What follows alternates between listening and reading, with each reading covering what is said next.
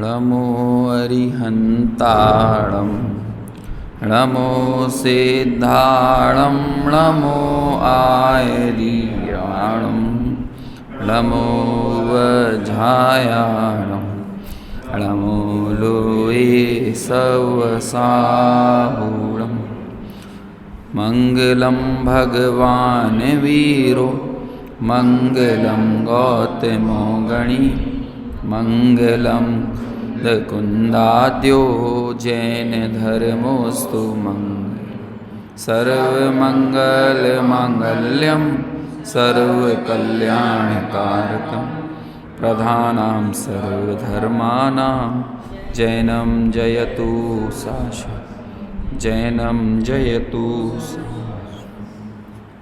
येनात्मा बुध्यतात्मैव परत्वेनैव चापरम् अक्षयानन्तबोधाय तस्मै सिद्धात्मने नमः। आचार्य पूज्यपाद के द्वारा रचित समाधि तंत्र या समाधि शतक ग्रंथ अपने सामने है। 29 नंबर के श्लोक तक अपनी चर्चा हो चुकी है। पिछले श्लोक में अपन ने ये देखा कि ये जो जगत का सामान्य जीव है, मूल जीव है, जिसे अनादिकाल से जो संस्कार पड़े हुए हैं वो संस्कार संसार शरीर और भोगों के ही संस्कार हैं। इस कारण इस जीव को सबसे ज़्यादा कठिन यदि कुछ लगता है तो वो है आत्म भावना में प्रवर्तना, और आत्म भावना में उसे कष्ट की परंपरा दिखती है, मतलब तकलीफ़ ही तकलीफ़ दिखती है। अब ऐसे में उसके लिए बड़ा दूभर और मुश्किल हो जाता है कि कैसे वो अपने स्वरूप की साधना के लिए प्रवृत्ति करे, क्योंकि जहाँ कष्ट दिखेगा वहाँ कौन जाना चाहता है। एक छोटा सा बच्चा भी हो, 1 साल का 2 साल का बच्चा भी हो, उसे भी यदि ये पता चल जाए कि यहाँ पे कष्ट है तो वहाँ वो क्यों जाएगा। ऐसे ही जिस जीव को हम अंतरात्मा बनने के लिए या आत्म भावना करने के लिए प्रेरित कर रहे हैं, उसे भी यदि उस आत्म भावना में कष्ट दिखने लगेगा तो वो क्यों जाएगा, नहीं जा सकता है। तो फिर आचार्य ने उसकी इस दुविधा को दूर किया कि भाई तुम बहुत बड़ी गलत फहमी में हो। सच्चाई तो ये है कि जहाँ तुम्हें कष्ट दिख रहा है या जहाँ तुम्हें डर दिख रहा है, एकमात्र इस पूरी दुनिया में अभय का यानी निर्भय होने का मार्ग या साधन वो ही है। वो ही वास्तव में एक निर्भयता का साध्य है और वो ही निर्भयता का साधन है। और जहाँ तुम्हें दिखता है कि ये सब भोग संयोग परिवारजन संबंधी जन मिल जाएंगे तो यहाँ मैं निर्भय हो जाऊँगा, कहते हैं कि इस दुनिया में इनके अलावा और कोई भय का स्थान नहीं है। तो जब उसे ये बात भली भांति समझ में आई तो अब अगला जो सवाल खड़ा होता है वो ये है कि ऐसी वो आत्म भावना या उस आत्म स्वरूप की प्राप्ति का उपाय क्या है। अब करें क्या हम हमारी आँखों को जहाँ खोलते थे तो हमें तो जहाँ भी जो दिखता था हम इन्हें ही अपना मान लेते थे। पिछले 28वें नंबर के श्लोक में आया था ना, ये 29 के पहले, कि मैं ही वह परमात्मा हूँ हो जब दृढ़ संस्कार, है ना, ये वाला जो श्लोक आया था कि भाई वो परमात्मा कोई और नहीं है कि जहाँ जब तुम अपनी इंद्रियां खोलते हो तो तुम्हें बाहर दिखाई देता है और तुम बाहर देख के अपने बाहर के संस्कारों को दृढ़ करते हो, लेकिन जहाँ से सुख का संबंध है वो बाहर देखना बंद करना पड़ेगा। देखना मतलब अकेले आँखों को नहीं लेना, 5 इंद्रियाँ जिसे ग्रहण करती हैं वो कौन सी चीज़ें हैं, अंदर की चीज़ें अंतः तत्व को ग्रहण करती हैं या बाहिर वस्तुओं को ग्रहण करती हैं, बाहर की वस्तुओं को ही ग्रहण करती हैं।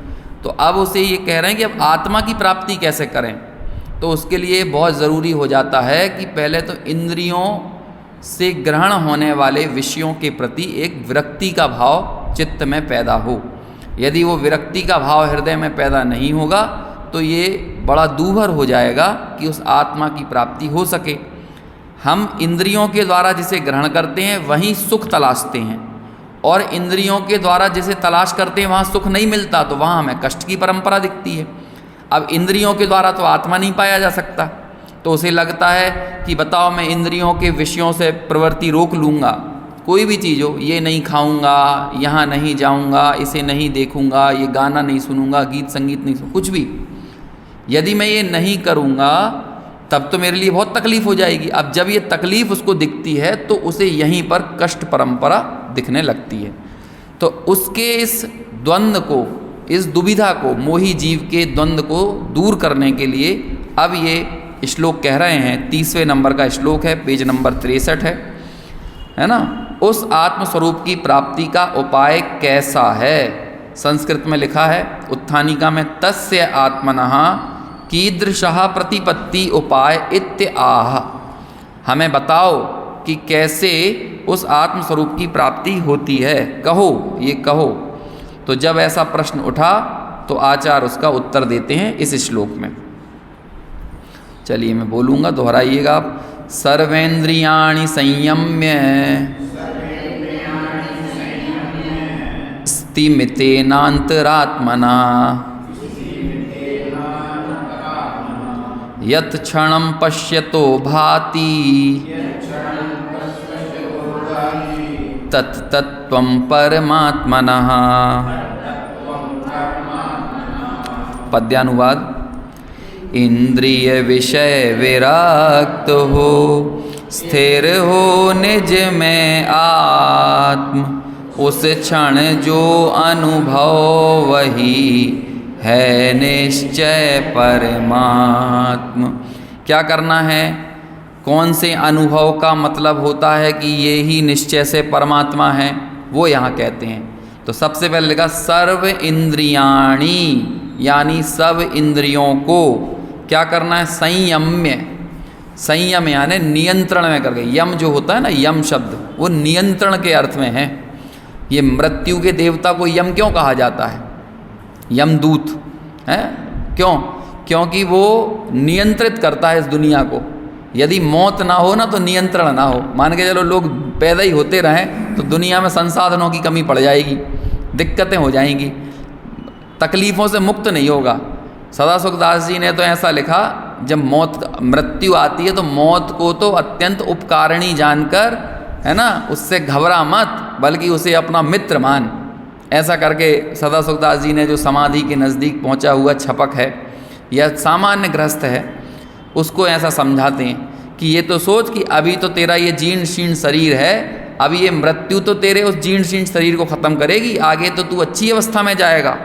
और मृत्यु तेरे सत्कर्मों को ख़त्म नहीं करेगी, तेरी विशुद्धि को ख़त्म नहीं करेगी, बल्कि इस देह को ख़त्म करेगी। वो तो उपकारिणी है, तो जो गंदी चीज़ है उसे ही तो नष्ट करेगी। तो ऐसा करके बहुत महिमा मंडित किया। कुल मिलाकर नियंत्रण करने के अर्थ में यम शब्द का प्रयोग होता है। ऐसे ही जब संयम है तो सम्यक प्रकार से नियंत्रण, योग्य प्रकार से नियंत्रण, उसे कहा जाता है संयम। संयमनः संयमम, ऐसी वो आती है ना, संयमन, नियंत्रण करने को संयम बोलते हैं। तो यहाँ भी बोल रहे हैं संयम। किसे नियंत्रण करो? सर्व इंद्रियाणी, सब इंद्रियों के विषयों में जो वृत्ति है, इंद्रियों को संयम करने का मतलब ये नहीं कि आंखों पे ऐसे पट्टी लगा के चलने लगो, बंद करके घूमने लगो, ये संयम नहीं है। इंद्रियों की वृत्ति, और अपनी परसों या नरसों बात आई थी ना कि भाई ये इंद्रियों की बहिर्वृत्ति के लिए ताकत कहाँ से मिलती है? कौन दे रहा ताकत? वो तो अंदर से, भीतर से, चित्त से ताकत आ रही है ना इन्हें ये सब करने के लिए। अब जब आपके चित्त की एकाग्रता कहीं और लगने लगी तो अब ये इंद्रियों की बहिर्वृत्ति भी स्वतः रुकने लगेगी, संयम अपने आप पलेगा। द्रव्यानुसारी चरणम चरणानुसारी द्रव्यम। जब आपने अपने चित्त से, अपने मन से, है ना, अपने उपयोग को अपने ज्ञायक में जोड़ लिया तो अब उस उपयोग से इंद्रियों के प्रति खाद पानी मिलना बंद हो गया। जब इंद्रियों को खाद पानी नहीं मिलने लगा तो वो पेड़ मुरझाने लगा। और क्या हुआ? इंद्रियों का पेड़ मुरझाने लगा, आंखें लटकने लगी, है ना, तो वो आँखों में लटकी हुई जो वृत्ति थी उसे ही ध्यान कहने लगी। और क्या हुआ? तो क्या करना है? अब ये दो दृष्टिकोण है। देखो, घटना सब एक साथ घटती हैं। पुत्र का होना, माँ बनना, ये दो घटनाएं हैं कि एक घटना है? लेकिन हम बोलते दो तरह से हैं, है ना, कि देखो वो बेटा हुआ तो माँ बन गई, या वो माँ बनी तो बेटा हुआ। अब आप कहते रहो तो घटना तो एक ही है। ऐसे ही बाह्य इंद्रियों की विषयों की वृत्ति रुकना, है ना, और उपयोग का अंतर में लगना, ये दो घटना नहीं है। ये कैसा क्या है? एक ही घटना है। अब आप जब इंद्रियों को देखकर कहते हो तो ये कहा जाएगा कि हम ये इंद्रियां पर से निवृत्त होती हैं। ये देखो दोनों चीज़ आ गई, चरणानुयोग और द्रव्यानुयोग। क्या होता है चरणानुयोग और क्या होता है द्रव्यानुयोग? जब उपयोग में लग गया द्रव्यानुयोग, और जब उपयोग में लगा तो उपयोग ने इंद्रियों को अपना खाद पानी देना बंद कर दिया, तो इंद्रियों का संयम हो गया, तो ये चरणानुयोग। अब ये दो अलग अलग चीज़ें थोड़ी हुई हैं, एक ही चीज़ है ना। तो ऐसे ही अभी पहले जो गाथा थी 28 नंबर की, वहाँ कह रहे थे मैं हूँ वही परमात्मा, ऐसा विचार करके अपने उपयोग को यहाँ लगाओ। अभी इसी बात को दूसरे एंगल से कह रहे हैं। अब ये दो अलग अलग एंगल से कहने की जरूरत क्यों पड़ती है? क्या ज़रूरत है? उपादेय बुद्धि छूटना जरूरी है। इसलिए कहते हैं हम चाहें ना कि दो दो नावों पे सवारी करते रहें तो काम नहीं चलेगा। हमारे साथ यही तो दिक्कत होती है। हम चाहते हैं कि भैया इंद्रियों का भी पूरा मज़ा मिलता रहे और बीच में आत्मा का भी आनंद आ जाए, तो ऐसा नहीं होने वाला है। सबसे ज़रूरी चीज़ कोई है उपादेय बुद्धि का छूटना। हम ये पढ़ लेंगे या आत्मा की रुचि लग जाएगी तो ऐसा नहीं है कि इंद्रिय की वृत्ति तुरंत रुक जाए, नहीं रुकेगी, लेकिन इंद्रियों के विषयों में उपादेय बुद्धि चली जाएगी। और वो उपादेय बुद्धि छूटने का नाम है सम्यक निर्णय। उपादेय बुद्धि जाने का नाम है वो आत्मा का विश्वास, वो रुचि, वो आत्मा के प्रति ललक संलग्नता। अब जब तक आपको उसमें ही मज़ा आएगा तो आप कैसे आत्मा के प्रति रुचिवंत होगे, आत्मा की का आनंद के प्रति आपको कैसे भाव जागृत होगा, आत्म भावना कैसे प्रज्वलित होगी? नहीं हो सकती। तो इसलिए ये अलग अलग एंगल से आचार को अलग हमें क्या कहते हैं, हथौड़े से ठोकर मारते हैं, लेकिन नीचे एक हाथ भी लगाए रहते हैं थप थप करते हुए कि भाई जितना ज़रूरी है वैसा ही आकार आना चाहिए। आत्मा आत्मा रूप जिस विधि से हो, आत्मा आत्मा में जिस विधि से स्थिर हो जाए, उस प्रकार का प्रयत्न आचार्यों द्वारा किया जाता है। तो अभी यहाँ पर कह रहे हैं कि वो आत्म भावना की प्राप्ति का उपाय क्या है। तो उन्होंने सब क्या बोल दिया, सर्व इंद्रियाणाम संयम में, सभी इंद्रियों का संयम करो, वृत्ति को रोको, और क्या करो, फिर आगे लिखते हैं स्थिमितेन, स्थिमितेन यानी स्थिर हो जाओ। कहाँ पर स्थिर हो जाओ? अंतरात्मना यानी अंतःकरण के द्वारा अपने में ही, अपने अंतरात्मा में स्थिर हो जाओ। अब समझ लो कि जहाँ जहाँ इंद्रिय का विषय है वहाँ आत्मा नहीं है, क्योंकि इंद्रिय के विषय की, इंद्रियों की वृत्ति, इंद्रियों की प्रवृत्ति आत्मा में होती ही नहीं है। इंद्रियों की प्रवृत्ति संसार शरीर भोगों में ही होती है, विषयों में ही होती है। जो दृश्य ये इंद्रियां देख रही हैं, दिखा रही हैं, ये आत्मा से भिन्न है, आत्मा से पृथक है। रूपी पदार्थ ही इनका विषय है, मूर्तिक पदार्थ ही विषय है। ये हवा, ये ध्वनि, ये क्या है, मूर्तिक है कि अमूर्तिक है? ये आवाज़ जो आ रही है, ये साउंड वेव्स हैं, ये मोबाइल की जो तरंगें हैं, ये मूर्तिक हैं कि अमूर्तिक हैं? हमें दिखती तो नहीं है। ये रूपी हैं कि अरूपी हैं? रूपी का मतलब मूर्तिक ही होता है, रूपी का मतलब रूप है उनमें, हमें दिख नहीं रहा भले रूप, क्योंकि ये चार गुण होते ही होते हैं पुद्गल में एक साथ। स्पर्श है, जिसके अंदर स्पर्श है उसमें रस भी होगा, उसमें गंध होगा और उसमें वर्ण भी होगा। ये ध्वनियाँ, ये भी स्पर्श रस गंध वर्ण वाली हैं। हालांकि शब्द को, शब्द नाम का जो गुण है उसको चार गुणों में शामिल नहीं किया, लेकिन शब्दों में भी, क्योंकि शब्द के परमाणु, शब्द को गुण क्यों नहीं बनाया पुद्गल का? शब्द को पुद्गल का गुण क्यों नहीं बनाया? क्योंकि शब्द के लिए दो परमाणुओं का टकराना जरूरी है। समझ में आया? दो परमाणु, एक स्वतंत्र परमाणु अकेला है तो उसमें शब्द नहीं है, लेकिन स्पर्श रस गंध वर्ण ये चार गुण इसलिए दिए क्योंकि ये चार परमाणु में भी होते हैं। तो इसलिए पुद्गल का जो मूल लक्षण है वो क्या है? स्पर्श रस गंध वर्ण। लेकिन पुद्गल का जो शब्द नाम का गुण है, ये जो ध्वनियाँ हैं, ये वाइब्रेशंस हैं, ये सब भी क्या है? कुछ नहीं है, दो पुद्गल परमाणु आपस में मिलकर घर्षण कर रहे हैं तो ऐसी आवाज़ हो रही है।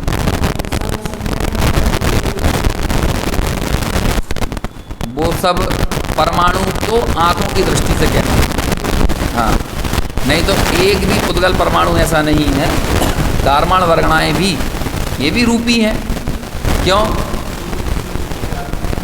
तो कितना ही सूक्ष्म सूक्ष्म हो जाए, पुद्गल जहाँ पर भी है वो सब क्या है, रूपी ही है ना। और इसमें कोई डाउट की गुंजाइश ही नहीं, क्योंकि ये चारों गुण एक साथ होंगे। अजीब अधिकार में इस बात को बहुत अच्छे से स्पष्ट किया है नियम सार में, पहले ही शुद्ध भाव अधिकार तक पहुँचने से पहले। वहाँ पर 6 प्रकार के स्कंदों की चर्चा आई, वहाँ पे परमाणु की भी चर्चा आई, लेकिन परमाणु के गुण भी हैं स्पर्श रस गंध वर्ण, और स्कंद के भी हैं। और क्या है, जैसे ही अपनी वाणी निकलती है जिसका हमको इतना अभिमान होता है, अब अपनी एक एक चीज़ पे ये चीज़ घटाना चाहिए। जैसे पुद्गल का श्रद्धान क्या होता है, जीव का श्रद्धान तो चलो करो ही करो, लेकिन पुद्गल का श्रद्धान भी करना चाहिए कि नहीं। पुद्गल का श्रद्धान ये करो कि ये मैं नहीं हूँ। अब ऐसे ही अब देखो हमें जहाँ जहाँ हमारा वो पड़ा हुआ है अहंकार का भाव कि देखो मैं कितना अच्छा बोल रहा हूँ, अब आप ये बोलो ये क्या है, ये 2 पुद्गलों का घर्षण है, भाषा वर्गणा का परिणमन है। और ये वर्गणाएँ जो हैं ये क्या हैं, पौद्गलिक हैं कि जीव की के लक्षण हैं, या जीव का कुछ इसमें गुण है। जीव का इसमें इंग्रेडिएंट्स क्या है, टोडरमल जी ने लिखा ना ये कि भाई राग और उपयोग मेरा है, हो सकता है राग को भी वैभाविक गुण की अपेक्षा से मैं अपना कह दूँ, वो भी आत्मानुभूति के काल में राग को भी पुद्गल का कह दिया जाएगा, क्योंकि उसका स्वामी भी पुद्गल है। क्योंकि ग्रंथ लिखने का जो भाव आया, अवलंबन क्या हुआ, राग का अवलंबन ग्रंथ, और ये ग्रंथ क्या है, ये रूपी है। तो राग और उपयोग तो मेरा मिला है, लेकिन ये जो शब्द वगैरह मिले ये किसके लिए है, मैंने ये कच्चा मटेरियल जो मैंने लिया इस ग्रंथ लिखने में ये किसका है, कहते हैं पुद्गल का है। तो वो बाद में इतना बड़ा बड़ा ग्रंथ लिख देते हैं और बाद में कहते हैं इस पूरे ग्रंथ करने में मेरा कुछ भी नहीं है। देखो कैसी निर्माणता आ जाती है। और अपने पर 2 लाइन लिख दें तो 4 जगह पढ़ाएंगे अपन उसको, है ना, 40 जगह उसको बताया जाएगा, दिखाया जाएगा। थोड़ा सा यदि कोई हमारी लाइन बोल दे और उसके बाद कोई हमारा नाम ना ले, ये हमने लिखी है, तो अपन को बड़ी दिक्कत हो जाएगी। और आचार्य हजार पेज के ग्रंथ लिख देते थे और अपना नाम नहीं लिखते थे, नाम लिखने की उन्हें ज़रूरत समझ में नहीं है, कैसी निर्माणता होती थी, क्योंकि वो जानते थे ना कि इसमें मेरा लक्षण कुछ भी नहीं है। तो ये इंद्रियों के विषय जिस किसी भी चीज़ को दिखा रहे हैं वहाँ मैं नहीं हूँ, इसलिए ऐसा दिखा रहे हैं। फिर क्या करना है कि यत क्षणम, जिस भी क्षण या क्षण मात्र के लिए पश्यतो देख लेता है या अनुभव कर लेता है। पश्यतो शब्द जो है वो अनुभवने के अर्थ में भी प्रयोग की जाती है ना। अपन ने पहले भी देखा था तत्वतो प्रपश्यन, तत्वतः अपने आप को जब ये जीव देखता है तो उसे कोई शत्रु और मित्र दिखाई नहीं देता। जब हम तत्वतः नहीं देखेंगे तभी ये सब चीज़ें दिखाई देती हैं। अच्छा, ये बार बार ये चीज़ें आती हैं, तत्व तत्व तत्व, ये क्या है तत्व? तत्वतः देखो, तत्व चिंतन करो, तत्व ज्ञान करो। एक तो कंपनी आई थी कुछ सालों पहले, उसका IPO आया था, कोई जैन का ही होगा, तो मालूम उसका नाम क्या था? तत्व ज्ञान कंपनी का नाम था। मतलब देखो, अभी कोई अपने मुमुक्षु ही होंगे वो, है ना, बड़े बड़े मुमुक्षुओं के बड़े बड़े पोर्टफोलियो कंपनियां हैं, तो उन्होंने नाम ही रखा तत्व ज्ञान। एक कंपनी का नाम है सहज, है ना, सहज नाम है। अब वो सब चीज़ देखने में आती रहती है न्यूज़ में, है ना। तो मतलब देखो एक अपन न्यूज़ लगाते लगाते मैंने देखा मैं कि देखो इसमें नया IPO आ रहा है और उसका नाम है तत्व ज्ञान। अभी क्या होता है तत्व ज्ञान? क्या है सहज? ये इसलिए है सहज कि आप अपनी कंपनी का नाम रखो सहज, आप तत्व ज्ञान अपनी कंपनी का नाम रखो। ये तत्व क्या है? तत्व यानी एक तो हम पढ़ते ही हैं जो वस्तु जैसी है, जो जिसका भाव है, और सरल करो और सिंप्लीफाई करो। तत्व यानी सार। क्या है? सार। बस जैसे कि शक्कर का तत्व क्या है, शक्कर का सार क्या है? शक्कर मोटी हो कि छोटी हो, कि ब्राउन शुगर हो कि वाइट शुगर हो, क्या शुगर हो, अरे मिठास उसका सार है ना। ऐसे ही धर्म का तत्व क्या है? सुख। जीव का तत्व क्या है? ज्ञान। आश्रव बंध का तत्व क्या है? दुख, है ना। बिल्कुल आसान करो। आश्रव बंध का तत्व क्या है? दुख। पुद्गल का तत्व क्या है? स्पर्श रस गंध वर्ण। अब यहाँ पे चीज़ें सिंप्लीफाई करो। अब भाई दूसरे के तत्व में क्यों इंटरफेयर करते हो? जो जिसका तत्व है उसको ग्रहण करो, उसे देखो। दूसरे तत्व में क्यों जा रहे हो, क्यों पकड़ने जा रहे हो उसको? ये अच्छा लगेगा आपको। घर में लोग में बाहर पकड़ के ले जाएंगे कि नहीं ऐसे व्यक्ति को? कोई अपनी पत्नी को छोड़ के दूसरे की पत्नी को अपना बताने लगे तो क्या होगा उसके साथ? कोई अपनी गाड़ी, अपने बंगले, अपने मोटर को छोड़ के दूसरे को बताने लगे अपना तो क्या होगा? अपने पुत्र को छोड़ के दूसरे को पुत्र को अपना बनाने लगे तो क्या होगा? तस्कर कहेंगे उसको। पड़ा में तस्कर दल के हाथ। तस्कर किसे कहते हैं? तस्करी क्या होती है? आपने खजुराहो से चीज़ चुराई, उसे अपनी बताई और कनाडा में बेच के आ गए, तो यही हुई थी तस्करी है। ये बच्चों की तस्करी, मूर्तियों की तस्करी, शराब की तस्करी, ये सब क्या होते हैं? जैसे कि मान के चलो कोई अफीम की तस्करी, अब अफीम का उत्पादन हो रहा है, अफीम से दवाइयाँ भी बनती हैं, उसमें भी प्रयोग होती है। आपने अफीम उठाई, उस पर पहला नियंत्रण या तो वो किसान का होगा या सरकार का होगा, और आपने वो अफीम ली, उसे अपना बनाया, एक प्रॉपर चैनल से उसकी सप्लाई ना करके आपने अपनी बना के कहीं और बेच दी औने पौने दाम में या जिस भी रेट में, तो क्या कहलाने लगी? तस्करी। अब ये अपन करते हैं कि नहीं करते हैं? ये मेरा मकान, वो मकान को कोई दिक्कत नहीं है, वो मकान नहीं बोल रहा है कि मैं तेरा, लेकिन ये बोल रहा है मेरा मकान है ना। अब वो मकान का तत्व देख क्या है? मकान में ज्ञान दर्शन है कि मकान में स्पर्श रस गंध वर्ण है? मकान का तत्व तो है स्पर्श रस गंध वर्ण, तेरा तत्व है ज्ञान दर्शन चारित्र, और उसमें क्या कर दिया? एक कागज में लिखा पढ़ी कर ली। कई बार अपन को बच्चों की हरकतों पे हंसी आती है ना। वो बच्चे क्या करेंगे? नकली कागज के नोट बना लेते हैं, है ना। जैसे मेरी बेटी है तो क्या करती है? तकियों को स्टूडेंट बना देती है, ठीक है, और वो तकियों को स्टूडेंट बना के खुद टीचर बन जाती है उनकी, और वो तकियों को पढ़ाती है तो ये करती है वो, उसका ये दृष्टिकोण है। ऐसी नकली नोट आपने बना लिए कागज़ के, वैसे आपने लिए और ऐसे 10-20 बना लिए। अब वो छोटे बच्चे खेलते हुए देखे जाते हैं और हम सबको हंसी आती है। अच्छा, अपन भी क्या कर रहे हैं बताओ? अपन भी क्या कर रहे हैं? ऐसे हम लोगों ने, ये पूरी एक दुनिया है मोहियों की, मूढ़ियों की, मूढ़ मतलब मूढ़ जनों की, है ना, मूर्खों की एक दुनिया है, और उसने एक वैलिड कॉन्ट्रैक्ट निकाला हुआ है और उस पर लिख दिया है 500, उस पर RBI और एक पूरी व्यवस्था बना ली, अपने हिसाब से एक व्यवस्था बनाई, और उस व्यवस्था के हिसाब से ये उसमें ही आनंदित हो जाता है। उस तत्व को जो तेरा तत्व नहीं है, वो कागज, अच्छा वो जो घर के अंदर रखी तिजोरी के अंदर रखा हुआ पैसा, उस सब में तेरा तत्व क्या है? तेरा है उपयोग नाम का तत्व तेरा है, और उसका तत्व है स्पर्श रसगंध वर्ण। लेकिन कमाल की बात है, वो जो है ना नोट, वो तेरे उपयोग को और आनंद को लेके झूमता नहीं है, लेकिन तू अपने उपयोग और आनंद में उसको लेके झूमने लगता है। तो ये तस्करी नहीं हो गई? इधर की चीज उधर करना, उधर की चीज इधर करना, ये होने लगा। यही तो तस्करी है। अब तत्व यानी सार, वो चीज़ वहाँ से ढूंढो। अब जैसे जैन धर्म, क्या होता है जैन धर्म? जहाँ पर धर्म यानी वो जिनत्व का, सुख का साधन जहाँ पर ना दिखाई दे, सुख रूपी साध्य जहाँ ना हो, वो जैन धर्म नहीं है। हम लोग जैन समाज को जैन धर्म मान लेते हैं। आज बातें भी वही होती हैं, जैन समाज की उन्नति होना चाहिए, आत्मानुभूति की बात नहीं होती कहीं। जबकि आप एक एक शास्त्र उठा के देखो, एक एक आचार्यों को पढ़ो, एक एक विद्वानों को पढ़ो। आप चाहे तो विद्वानों में लेना हो तो टोडरमल जी को लो, बनारसी दास जी को लो, ध्यानत राय जी, भूधर दास जी, दौलत राम जी, जिसको लेना हो उसे लो। और आचार्यों में आपको जिसे लेना हो, चाहे तो आप कर्णानुयोग के आचार्यों को ले लो, नेमी चंद्राचार्य को लो, वीरसेन स्वामी को लो, समझ में आया?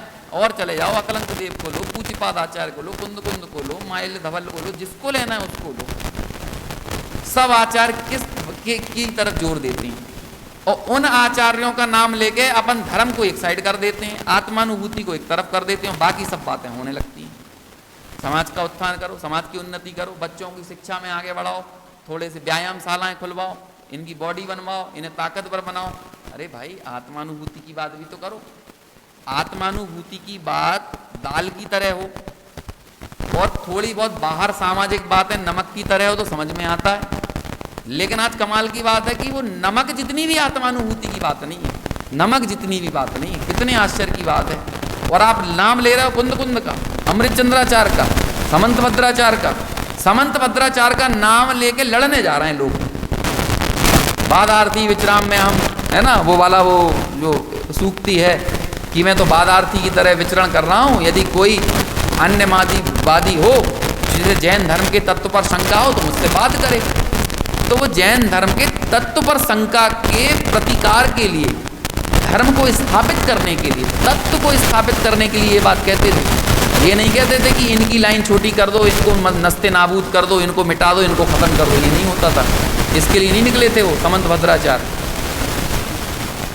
वो ये हो रहा है आजकल भाई, हम लोगों को ये मालूम नहीं है कि वो गुरुदेव श्री के प्रताप से ये जो बात हो रही है ना, जो जितनी हो रही है, वो श्रीमद जी ने लिखा ये कि तत्व पदार्थ द्रव्य आदि को जानने वाले आज उंगलियों की पोरों पे हैं।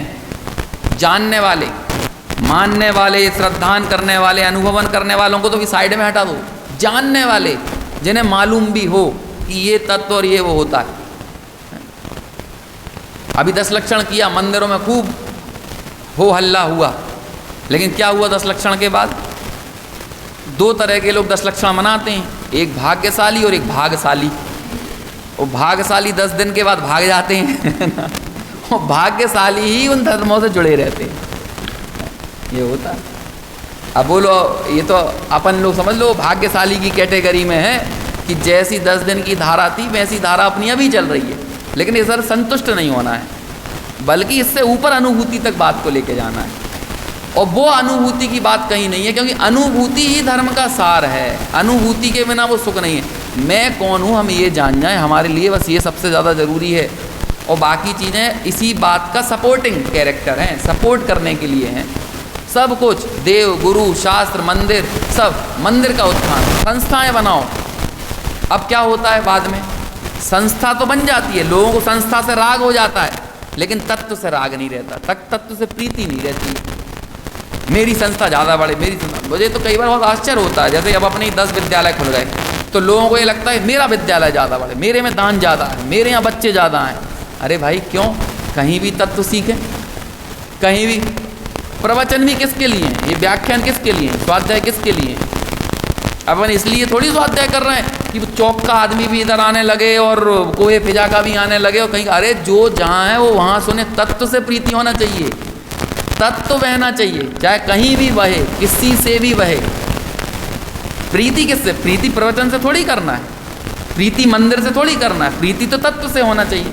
अब वो मंदिर तुमने बनाया, लोगों को लगता है मेरा मंदिर, मेरे मंदिर में ज़्यादा दान आ जाए, मेरी धर्मशाला में ज़्यादा दान आ जाए, मेरी संस्था में। ये सार नहीं है धर्म का। हमें संघ जुटाने की आदत हो गई है, संघ इकट्ठा करने की आदत हो गई है।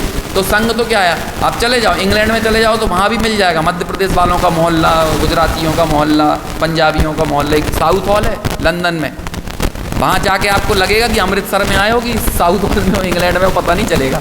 ऐसा लगेगा अमृतसर में आ गए हो। एक हैरो करके जगह, वहाँ लगेगा गुजराती के बीच में आ गए।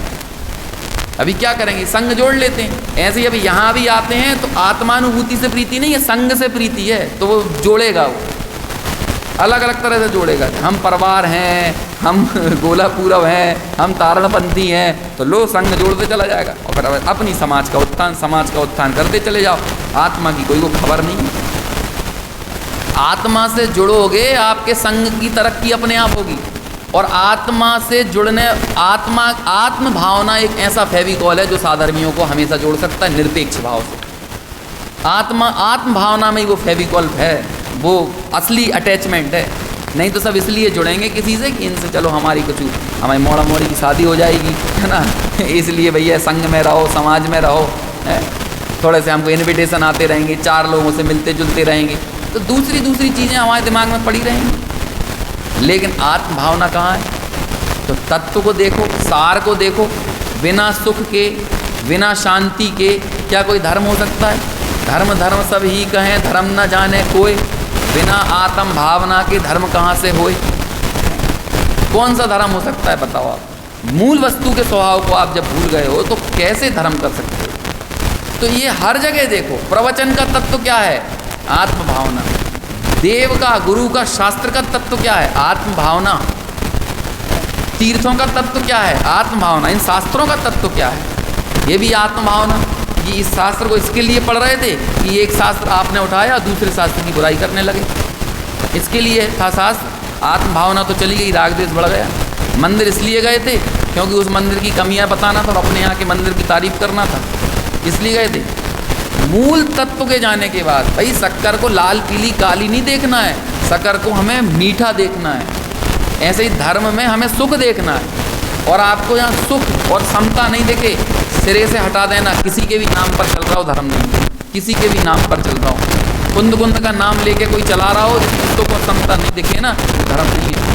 महावीर के नाम पे चल, नाम तो सब इनके ही चलते हैं। महावीर के नाम पे ही दुकानें चल रही हैं, कुंद कुंद के नाम पे दुकानें चल रही हैं। अब आज गुरुदेव के नाम पे भी 10 दुकानें चल रही हैं, लेकिन सुख शांति है कि नहीं? आपका अहंकार बढ़ रहा है, आपकी मान कषाय बढ़ रही है, या फिर आपकी समता बढ़ रही है? यदि समता नहीं बढ़ रही तो किसी के भी नाम पर चल रहा हो धर्म नहीं है, और समता बढ़ रही हो चाहे किसी के भी नाम पर ना चल रहा हो वो धर्म है। सुख शांति होना चाहिए। और क्यों? अरे जो सच्चा धर्म है किसी के नाम पर थोड़ी चलेगा, क्योंकि वो तो आत्मा से जुड़ी हुई वस्तु है, आत्मा है मूल में। ऐसी आत्मानुभूति को दरकिनार करके कहीं कभी किसी रूप में धर्म होता नहीं। समझ में आया?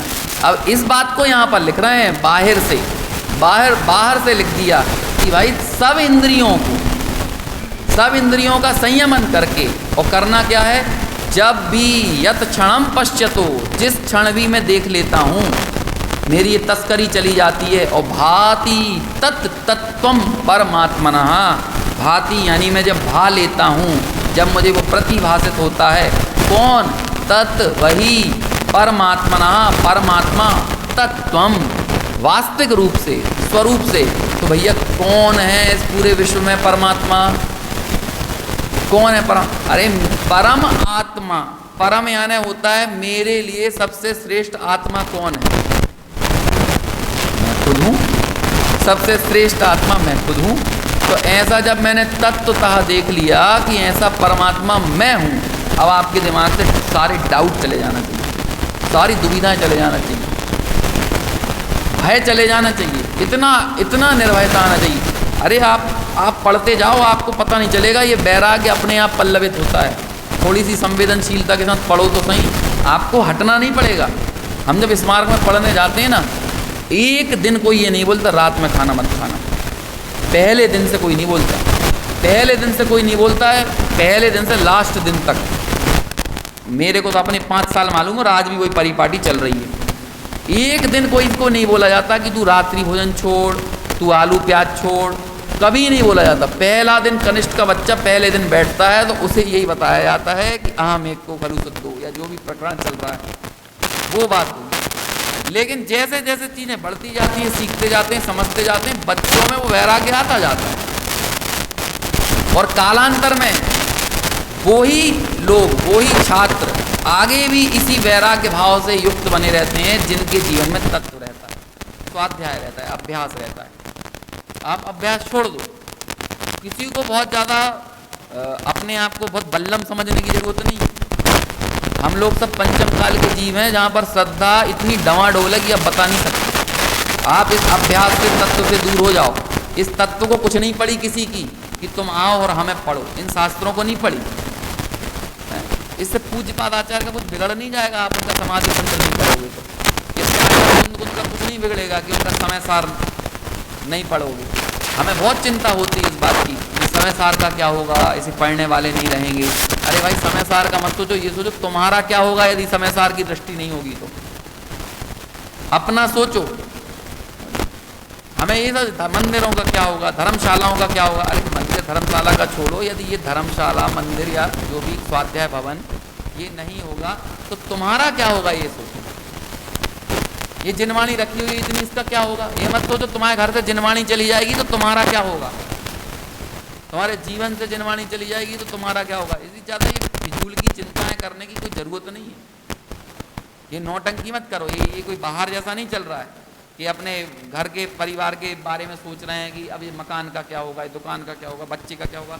इधर मत सोचो। इधर इस मोक्ष मार्ग में, मोक्ष मार्ग के साधनों को इस बात की बिल्कुल परवाह नहीं है कि तुम इनसे जुड़ो। ना देव को परवाह है, ना गुरु को परवाह है, ना शास्त्र को परवाह। ये तो हमारा स्वार्थ है, ये तो आत्मार्थियों का स्वार्थ है। पेड़ को परवाह है कि उसके नीचे कितने लोग बैठते हैं। अरे जैसे धूप से बचना है, वो फल चाहिए वो बैठेगा। पेड़ को कोई लेना देना नहीं है, तुम मेरे फल तोड़ो कि मेरी छाया लो। वृक्ष तो वृक्ष की तरह खड़ा हुआ है। ऐसे ही ये देव गुरु शास्त्र आदि धर्मायतनों को परवाह थोड़ी है कि तुम हमारे पास बैठो, हमें सुनो, हमें लो, हमारा प्रचार करो, हमारी मूर्तियाँ लगवाओ। कुंद कुंदाचार्य को पड़ी है कि उनकी कितनी मूर्तियाँ लग रही हैं देश भर में, कुछ नहीं है उनकी। तुम्हारा स्वार्थ है तो आओ यहाँ पे, बाकी यहाँ पर कोई के पास हल्दी चंदन लेके नहीं जाएगा। ये तो राग का व्यापार होता है हल्दी चंदन लेके, है ना। यहाँ पर तो भीतर से आदमी को अपनी खुद लगना चाहिए।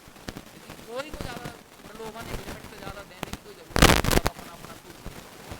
तुम्हें संसारों में यदि कुछ लग रहा है तो आओ, नहीं लग रहा है तो नहीं कर सकते। क्योंकि एक तो कलिकाल, हर तरफ से इंद्रियों के विषयों के संयोग, और ऐसे विरह में देव गुरु शास्त्र का जहाँ पर बड़ा विरह है, शास्त्रों का भी सुनना बड़ा मुश्किल से दुर्लभता से हो पाता है। ऐसे काल में जहाँ कहीं भी छोटी मोटी भैया ये दीपक चमक रहे हैं, जिसे रोशनी चाहिए है वो रोशनी का पिपासु है, वो आ जाएगा इसके पास, और जिसे नहीं चाहिए है वो यही घूमता रहेगा। क्योंकि ये बात फैक्ट है। कुछ चीज़ें एकदम अपने दिमाग में क्लियर कर लो, बहुत ज़्यादा मत पढ़ो, बहुत ज़्यादा मत जानो, लेकिन कुछ चीज़ें यदि क्लियर रहेंगी, अपनी दृष्टि सही बन गई, हम चाहे जो भी पढ़ेंगे हम सही डायरेक्शन में आगे बढ़ेंगे। उनमें से एक दृष्टि ये भी है कि धर्म मतलब सुख, धर्म मतलब समता, बिना सुख बिना समता कोई धर्म नहीं। राग द्वेष मतलब आधार, समझ में आया। पर द्रव्य क्या, जिसमें स्पर्श गंध वर्ण या उपयोग का अभाव, ज्ञान का अभाव, वो सब पर द्रव्य। तो पर द्रव्य निवृत्ति का मतलब है अपने उपयोग लक्षण को छोड़कर अन्य सर्व के प्रति उपेक्षा भाव। उपेक्षा शब्द पे अपन ने पहले बहुत पहले चर्चा की थी, महीना 2 महीना पहले। वो इतना बढ़िया शब्द है कि गजब ही है उपेक्षा। और उपेक्षा ज्ञान का काम है। हान उपादान उपेक्षा, हान यानी हे, उपाधि उपेक्षा। अब जब आपने ज्ञान से निर्णय कर लिया मैं कौन हूँ, ज्ञान से निर्णय कर लिया मैं कौन नहीं हूँ, तो जो मैं नहीं हूँ उसके प्रति क्या हो गई, उपेक्षा हो गई। ये कहते हैं। और इतना एक क्षण के लिए यदि देख लिया, पश्यन क्षण मात्रम, क्षण मात्रम पश्यन, मैं एक क्षण के लिए भी उसको देखता हूँ, प्रतिभास होता है, अनुभव होता है, उसकी भावना होती है, तो क्या होता है, परमात्मा मैं ही हूँ और कोई नहीं। इस बात को बहुत श्रद्धान होता है और मेरी सारी मानो पलायन करता है।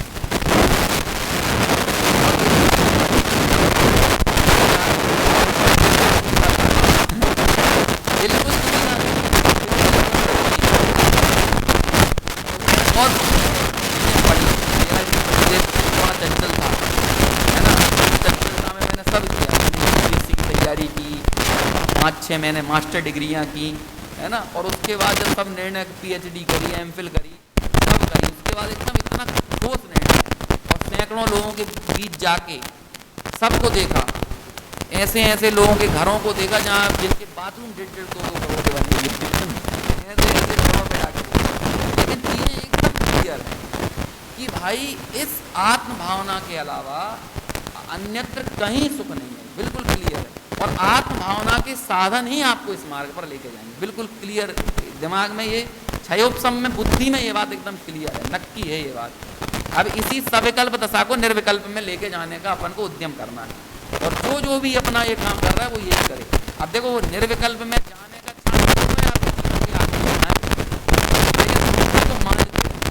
एकदम क्लियर करना।